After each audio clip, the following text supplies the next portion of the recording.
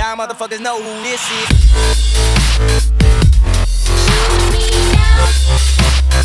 Y'all motherfuckers know who this is.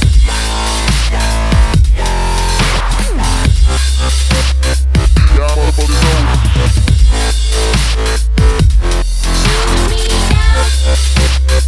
Y'all motherfuckers know who this is. Hey guys, how's it going? I recently completed a 2-month trip of motorbiking Vietnam. Definitely one of the best choices I ever made in my life. I highly recommend you to do it, and maybe you're considering it, seeing as you're watching this video. And I know what you're thinking. He's telling me about Vietnam. There's snow in the background. I'm not in Vietnam. No shit. I'm in Eastern Europe, in Hungary. What are you checking? Hence the snow, right? Let's jump right into it.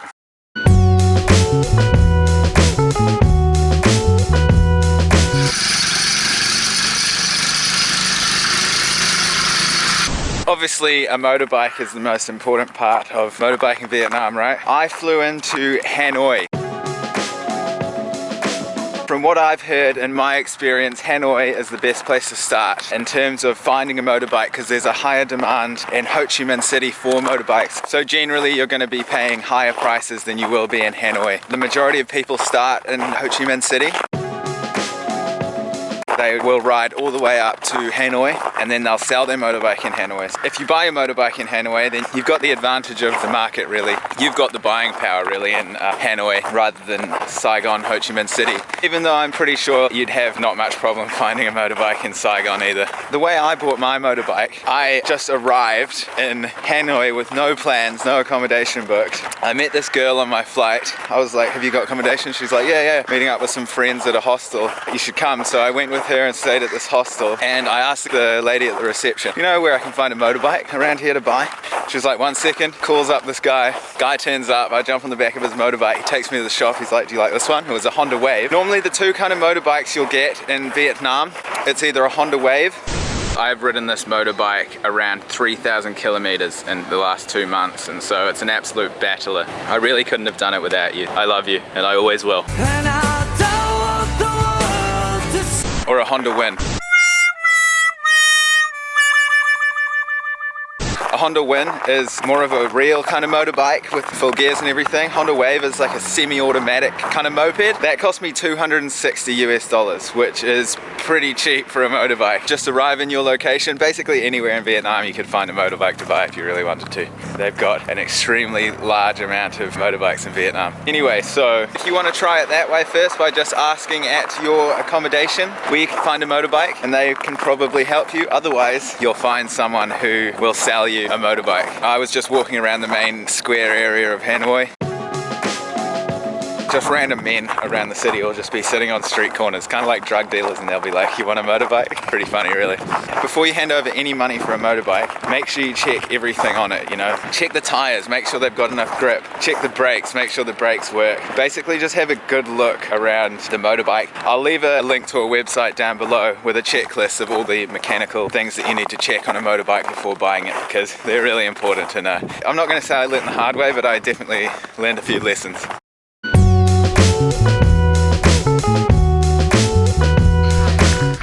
Some water?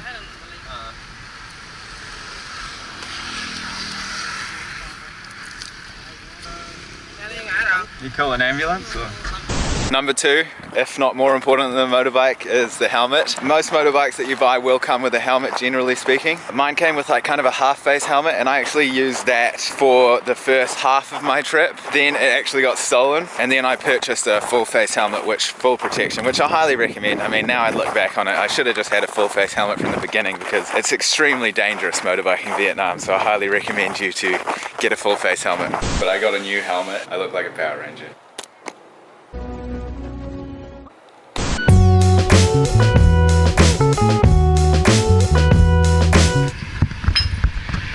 Camera. Be very careful of rip-off mechanics. Just make sure when you get your bike fixed or anything, before you hand over any money, make sure every single thing on the bike is working, even if it has nothing to do with what he just fixed. I had something on my bike fixed once, and something completely unrelated was just not working, and it took me half an hour to realize. I went back to the mechanic. By the time I got back there, he'd locked up his shop, bolted the doors closed, and he'd left. I'm not going to say any names, but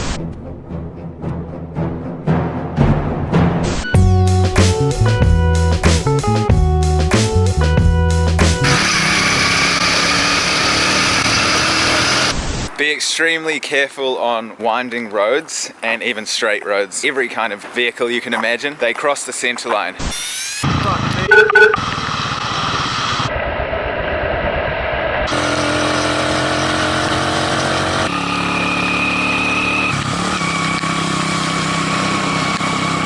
You have to be extremely careful. I had hundreds and hundreds of close calls. Anyone that's motorbiked Vietnam will tell you that they almost died 600 times. And I don't say that to scare you, I just say that so you're prepared for what's going to happen. It's extremely dangerous. Make sure that you use your horn as much as possible, because using the horn is nothing like using a horn in Western society, you know. Using a horn just is letting them know that you're there. It's nothing aggressive or anything. No one's going to be upset with you, so don't be afraid to use that horn. By the end of your trip, you'll be using that horn every 3 seconds and you'll be happy to do it. Have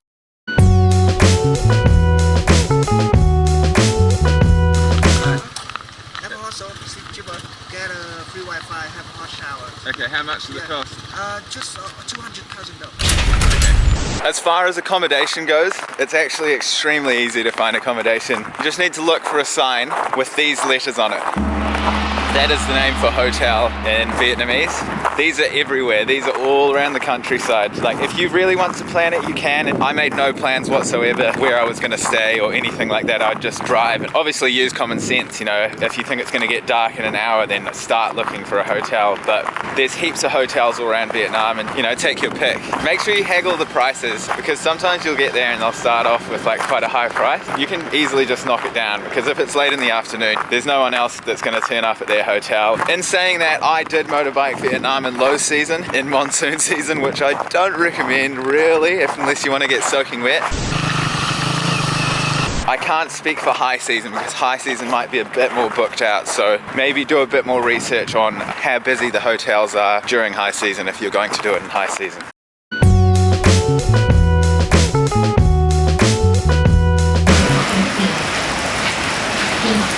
Okay, food. Food in Vietnam, if you don't already know, it's delicious. Do you like noodle soup?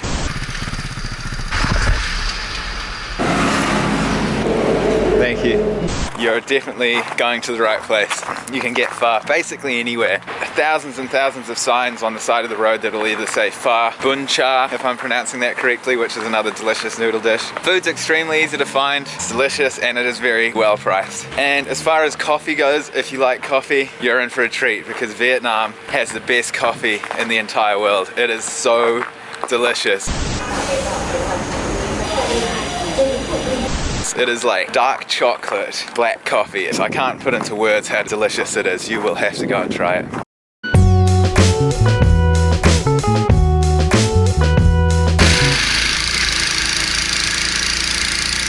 My experience with roadworks in Vietnam, very dodgy and very sketchy. You'll be going along like a 4-lane highway, right? And you'll be in one of the lanes. You'll see trucks, cars and motorbikes on your side of the road coming towards you, and you just have no idea what's going on. And then when you get a bit further, you've realized that there's roadworks that have diverted the traffic onto your side of the road. They haven't given the people on your side of the road any warning that this is going to happen. It's just another reminder to be extremely aware on the roads, because you never know what's going to be coming your way. And that also goes for people crossing roads. You know, people will take maybe one look. Sometimes they won't even look, especially when they're turning right out of a road. They'll just pull straight out. Remember, when you're on the main road approaching a side road, generally not look when they're pulling out. They'll just pull out if they're on a motorbike, even trucks. Just be aware that you're going to have to take a bit of a wide berth there.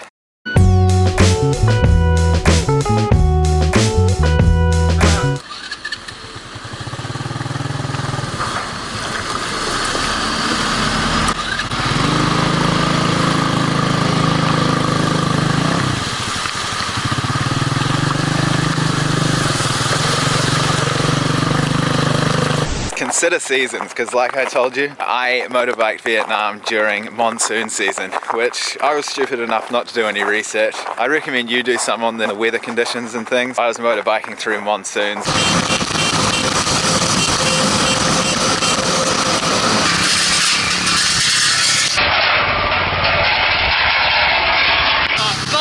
And landslides and extreme floods.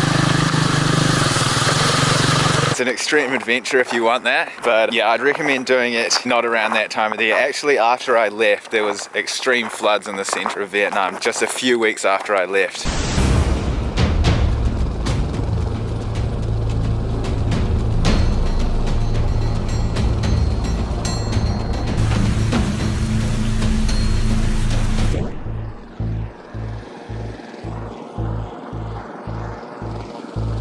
Just be extremely careful, just be mindful of the seasons. And no matter what time of the year you're going, I suggest you take waterproof gear. I didn't really. If I was to do it again, I'd take waterproof gear. No shit.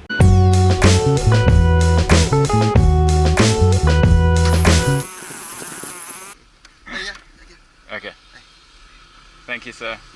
As you can imagine, navigation is an extremely important topic when you're motorbiking 2,000 to 3,000 kilometers across a country that you have no idea about. I use Google Maps. You can buy a SIM card in most places in Vietnam. They're really quite cheap. Just get a data pack. Just use Google Maps. I mean, I use Google Maps. Most of the time, Google Maps is great. Sometimes, if you watch some of my other videos, you'll end up in someone's backyard in the middle of the jungle. Thanks a lot, Google.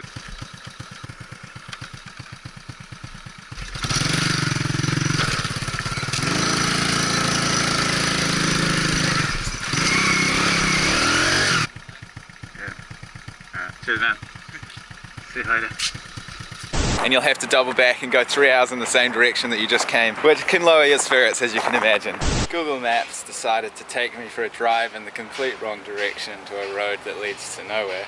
But I mean, it's all part of it. Generally, Google Maps is great. If you want to do it the old-fashioned way, buy a map and do it that way. If Google Maps fails you, even if you don't speak Vietnamese, the Vietnamese people are some of the friendliest people I have ever had the pleasure in meeting. So they'll be really happy to just help you out. And even if you don't speak their language, they don't speak your language, you just say a city name or something and they'll do their best to help. They'll probably even give you coffee and tea. If Google Maps fails, it's an excuse to interact with the locals, which I highly recommend. So never refuse an invitation. Never fail to be polite. Cheers. That's right? Yeah. Okay. Just keep your mind open and suck in the experience. I'm scared. You're scared. And never outstay your welcome. Bye.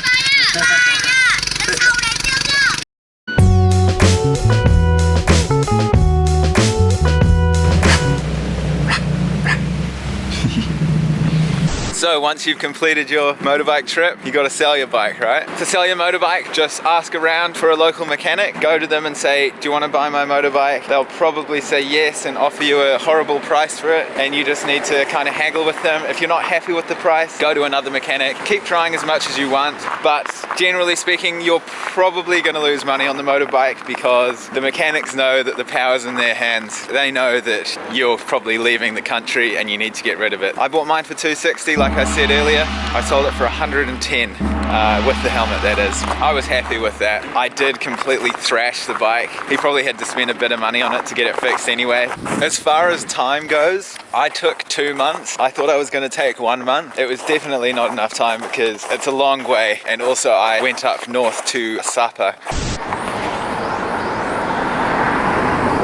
which I highly recommend, and then went down to Ho Chi Minh. Depends on your route and depends on how much you really want to take it in, because riding day in, day out is extremely exhausting. It's not something you really want to rush unless you have to, if you've got a short holiday or something. If you can, take your time. If you can't, that's the way it's got to be, right? As far as traveling solo, if you've got a friend, that's great. If you just want to do it by yourself, then you know, that's the way it's got to be. And as for traveling alone, fuck it. If that's the way it has to be, and that's the way it is. So there's a few tips there on motorbiking Vietnam. Got any more questions at all? Just leave them below and I'll be happy to answer them. If you want to see some more of my videos of motorbiking Vietnam, I have a whole playlist on my channel called Motorbiking Vietnam series, and there's over 20 or so videos on there of my trip, just basically daily vlogging of my motorbike trips. You might get an idea of different spots around that you want to visit. There's definitely a few that stand out to me. They're all in the playlist. Hope that helps. Like I say, motorbiking Vietnam is an extreme challenge, to say the absolute least. I'm not going to sugarcoat it. Like, it's extremely dangerous. There is the possibility of you dying. There's also the possibility of you living. There's an even bigger possibility of you really living. So go to Vietnam, challenge yourself, have an amazing time. Alright guys, thanks for watching and I'll see you in the next video. So what else do you need to know? Stuff about my family or where I'm from? None of that matters. Not once you cross the ocean and cut yourself loose, looking for something more beautiful, something more exciting, and yes, I admit, something more dangerous.